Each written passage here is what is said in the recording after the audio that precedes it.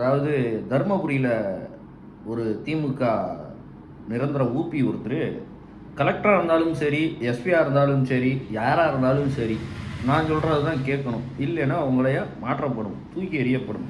அதாவது இந்த அறிவாலய கொத்தடிமை சொல்கிறத மட்டும்தான் ஐஏஎஸ் படித்த கலெக்டரும் ஐபிஎஸ் படித்த எஸ்பியும் கேட்க வேண்டும். இல்லைன்னா பார்த்துக்க அப்படின்னு பகிரங்கமாக மிரட்டுறாரு.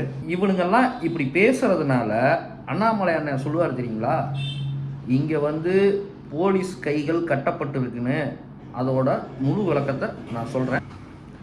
எப்படி கலெக்டரை மிரட்டுறாரு, எப்படி எஸ்பியை மிரட்டுறாரு, அவங்க கொத்தடிமைகளையும் அப்படியே சேர்த்தி மிரட்டிக்கிறாரு. எவனும் குறுக்கு சால்லாம் ஓட்டக்கூடாது, நான் மட்டும்தான் கமிஷன் அடிப்பேன், நான் மட்டும்தான் திருடுவேன், என் போடுற இந்த காக்காவுக்கு சோறு போடுவாங்கல்ல, அதுமாரி நான் அப்படி காசை போடுவேன், அதை தான் எடுத்துகிட்டு போகணுன்னு உடன் இருக்கும் ஊபிகளுக்கு திமுறாக ஒரு அட்வைஸும் சொல்கிறார்.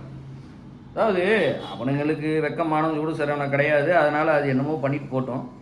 பட் இருந்தாலும் இப்போ ஒரு கலெக்டரையும் எஸ்பியும் இப்படி ஒரு மாவட்ட பொறுப்பாளர் திமுககாரன் இப்படி பகிரங்கமாக மிரட்டுறான் அப்படின்னா, இப்போ ஒரு திருட்டு வழக்குலையோ இல்லை ஒரு ஊழல் வழக்குலையோ இல்லை பெண்கள் குழந்தைகள் ரீதியான குற்ற வழக்குலையோ ஒருத்தனை காவல்துறை கைது பண்ணணும் அப்படின்னு, அதாவது இன்ஸ்பெக்டரு, எஸ்ஐ, ஏட்டு, அதுக்கு மேலே பிசிலாம் நிறையா பேர் இருக்கிறாங்க ஸ்டேஷன், அப்படியே இப்படி லோ லெவலில் போகிறாங்க. இவன் பகிரங்கமாக இந்த திருட்டு ஊப்பி என்ன பண்ணுறான், கலெக்டரையும் எஸ்பியுமே மிரட்டுறான்.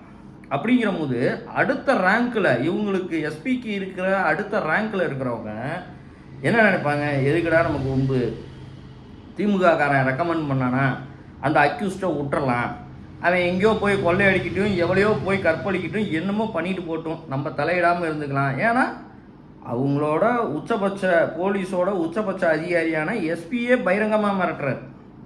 அப்படிங்கிற போது போலீஸ் எப்படி ஃப்ரீயாண்டா வேலை பார்க்க முடியும்? இதைத்தான் அண்ணாமலை ஒவ்வொரு முறையும் சொல்கிறாரு, போலீஸ் கைகள் கட்டப்பட்டிருக்கு, அதனால தான் குற்றங்கள் இவ்வளோ நடக்குது, பாலியல் தொல்லை இவ்வளோ தமிழகத்தில் பெருத்துருச்சு, கஞ்சா அநியாயத்துக்கு விற்கிது, இளைஞர்களுக்கு போதையிலே இருக்காங்க, இதெல்லாம் போலீஸ்னால தடுக்க முடியும். ஆனால் போலீஸ் கைகள் கட்டுப்பட்டு அப்படியே ஒன்றுமே பேச முடியாத அளவு கையை கட்டி போட்டிருக்கிறாங்க.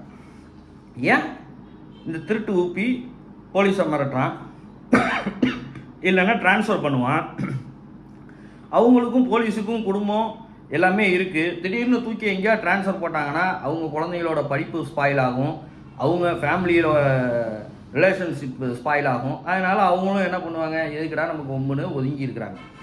இந்த மாதிரி திருட்டு ஊப்பிகள் இவ்வளோ பகிரங்கமாக வீடியோ எடுக்கிறாங்கன்னு தெரிஞ்சே இவ்வளோ மிரட்டுறான்னா, வீடியோ எடுக்காத இடத்துல எப்படி மிரட்டுவான் கலெக்டரையும் எஸ்பியும்? இதனால தான் இவ்வளோ சீர்கெட்டு கிடக்குது நம்மளோட தமிழகம். இதனால தான் இவ்வளோ பாலியல் குற்றங்கள், எங்கே பார்த்தாலும் பாலியல் குற்றங்கள். ஏன் போலீஸ் மேலே இளைஞர்களுக்கு பயம் போயிடுச்சு. அதாவது திருட்டு பயலுக, இந்த கற்பழிப்பு கேஸுக்கு போகிறவன், கொலை பண்ணுறவனுக்கெல்லாம் போலீஸ் மேலே பயம் போயிடுச்சு. அது ஒரு திமுக உடன்பிறப்புக்கிட்ட போய் சொன்னோம்னா போலீஸ் இந்த மாதிரி மிரட்டி விட்டுருவேன், அதுக்கப்புறம் நமக்கு என்ன கவலை அப்படிங்கிற தெனாவட்டாயிடுச்சு.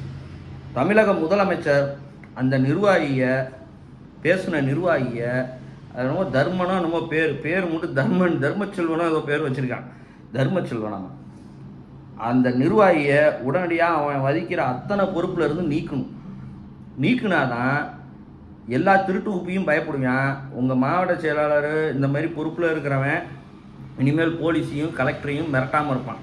இல்லை நான் நீக்க மாட்டேன், எனக்கு திமுக ஊபி தான் முக்கியம் அப்படின்னு நினச்சிங்கன்னா இன்னும் பலவிதமான குற்றங்கள் நடக்கும். அதை போலீஸ் கேட்குறதுக்கு தயங்குவாங்க. அதுக்கு மேலே என்ன பண்ணுறது, தமிழ்நாட்டில் பிறந்துட்டோம், அதனால் இந்த கஷ்டத்தோட கஷ்டமாக வாழணும். நன்றி, வணக்கம், ஜெய்ஹிந்த்.